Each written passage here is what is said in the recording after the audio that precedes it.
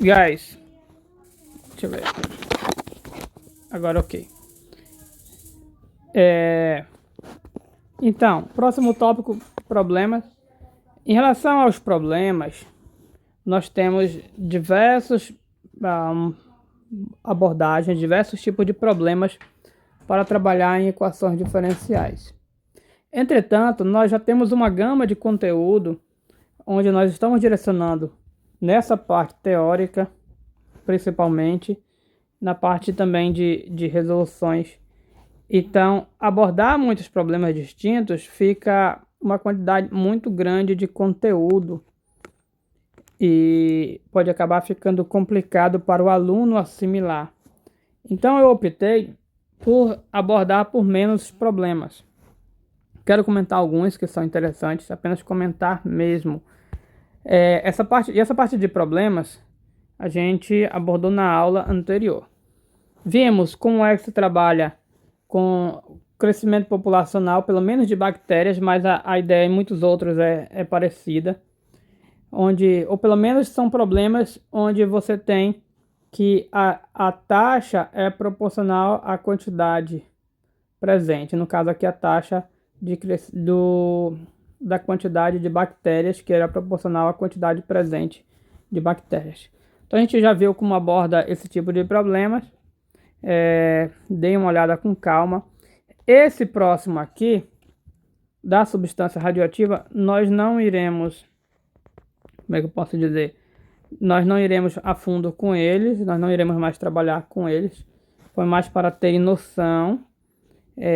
Então não precisam se preocupar, porque senão você pode acabar não assimilando direito pela quantidade de conteúdos. Mas além desses, tem também a questão de fóssil. É uma técnica utilizada para determinar a idade de fóssil utilizando o carbono C14. Nós não iremos ver, é bem interessante. Quando eu ministro o curso para engenharia, eu sempre passo, mas a título de curiosidade, eu sugiro vocês darem uma olhada, tem lá no nosso livro, toda essa parte, e envolve a meia-vida do C14. Quem descobriu essa técnica foi um químico, não me recordo o nome dele, inclusive ele ganhou o prêmio Nobel devido a essa descoberta. Mas a título de resumo, bem superficial, quando você tem um corpo que não tem mais vida, começa a acontecer algumas transformações nesse corpo, de modo que só para abrir um parênteses aqui, claro que de modo geral, os seres vivos são constituídos de carbono. E um dos isótopos desse carbono é o C14. Aí voltando ao que eu estava falando anteriormente, então quando o corpo não tem mais vida, começa a acontecer algumas transformações, né, no corpo, obviamente. E dentre essas transformações, os isótopos, possui alguns isótopos de carbono chamados C14, ou seja, carbono de massa 14, que começam a se transformar em nitrogênio. Então, desse processo. E o que o químico, peço desculpas por não lembrar o nome, eu acho que é Lib, mas não tenho certeza. Ele descobriu que a taxa de decaimento do C14 em um corpo, depois da taxa, vamos chamar de Q, a quantidade de C14, ela é proporcional à quantidade presente.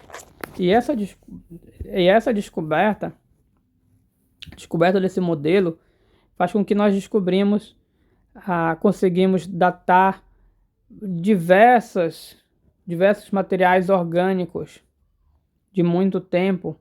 Existe até uma margem entre 50 e 60 mil anos, é uma margem boa, onde você tem confiança no resultado através dessa equação. Aí você pode olhar lá para detalhes, devido a essa equação, você vê aqui tem uma constante de proporcionalidade, e a gente já viu de outros problemas que a gente precisa de um dado adicional para ter a constante de proporcionalidade. E esse dado adicional é justamente a meia-vida do carbono. Nós temos um valor para a meia-vida dele, Acho que é 5.000, é próximo de 5.700 anos. Deixa eu ver se tem aqui. Aqui não está aberto, mas eu tenho.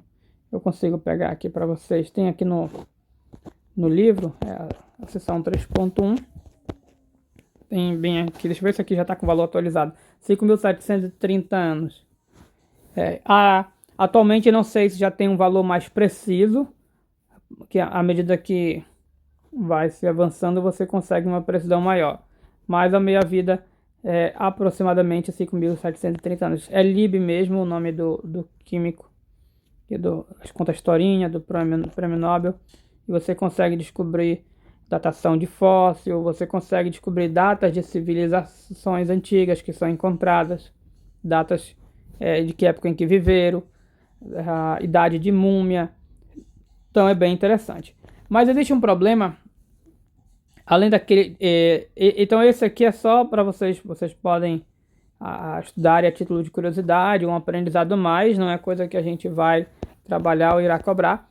Mas um problema que a gente irá trabalhar, só que eu vou trabalhar com ele depois que eu terminar o nosso próximo conteúdo, que são equações exatas, são o problema da mistura de substâncias. Tá? Tem um interessante, guys, também, de resfriamento, utilizando... Aqui dá resfriamento, tá? Mas o nome da técnica, aqui porque é de um bolo, o nome da técnica se chama resfriamento de Newton. Vocês podem olhar a título de curiosidade. No livro tem bastante problemas. E acho que não sei por onde está. Mas talvez a gente aborde um problema envolvendo misturas. Até aqui, ó. Misturas. Onde você tem a seguinte situação. Você tem um recipiente, pode ser um tanque, pode ser um balde, mas você tem um recipiente. Esse recipiente, inclusive, pode ser uma represa, e aí você tem injetando um líquido nesse recipiente, normalmente água, e você também tem uma maneira de sair, você tem uma saída de líquido do fluido que está entrando aqui, por algum lugar você tem uma vazão, e você pode ter algumas hipóteses que essa água poderia estar contaminada com alguma substância, contaminada não no sentido de coisa ruim necessariamente, mas no sentido de que tem uma outra substância, poderia ser sal, por exemplo. E aí, se entrar água pura, à medida que o tempo passa, como está entrando água pura, e aqui está tendo vazão, com essa vazão vai saindo sal, a concentração de sal vai diminuindo aqui, você pode modelar a quantidade de sal nesse recipiente através de uma equação diferencial. E poderia estar entrando também água com outra substância, inclusive mesmo com sal e em outra concentração.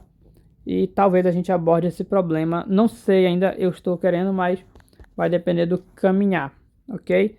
Então, de problemas, como a gente tem poucos problemas a abordar, basicamente esse de crescimento, então talvez, quase certeza que eu vou trabalhar com esse, ok?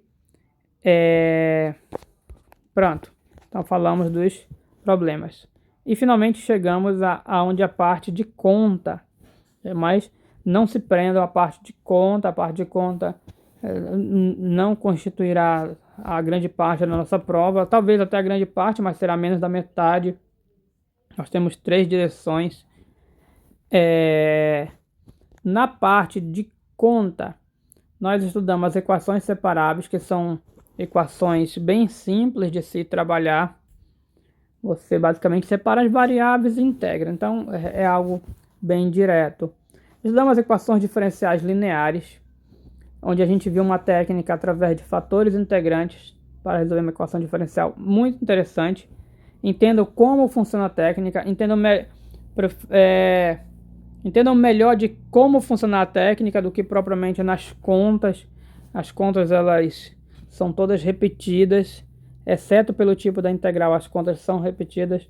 Então o interessante aqui é compreender o método, do que necessariamente apenas resolver as contas. Por isso não se prendam muito a exercícios, se os exercícios derem muito trabalho. Façam, porque é bom, se bem que é bom fazer pela experiência, porque você precisa fazer. Você precisa ganhar experiência e habilidade com contas. Mas o nosso objetivo principal é compreender o método. E o que falta são estudar as equações exatas. Só falta esse método aqui para a gente concluir. Se você escutar algum barulho estranho, é por causa de onde eu estou e aí eu acabo me mexendo. Não estou onde eu gravo aula habitualmente, porque estava chovendo, mas agora a chuva parou, eu vou voltar para lá. Equações exatas é o nosso último método para resolver equações. E depois de a gente estudar equações exatas, eu sou mais o último método, mas tem mais um. A gente vai ver que algumas equações não são exatas, mas a gente pode transformar em exatas. Então, transformando em exatas. Aí, transformando em exatas, você usa esse método aqui. Então, só falta um método de resolução para o que a gente tem para estudar equação de primeira ordem. Para o que a gente tem de estudar, porque na verdade existem mais métodos para outras equações de ordem 1 que nós não iremos ver porque não está na nossa ementa, não faz parte da nossa grade, ok? Então esse aparato eu senti necessidade, porque pode ser que vocês estejam perdidos com o que a gente está estudando, com o que está acontecendo na disciplina. Então isso aqui é para situar um pouquinho mais. Volta esse daqui. Vamos já trabalhar com esse, guys, já no próximo vídeo, ok? Thanks.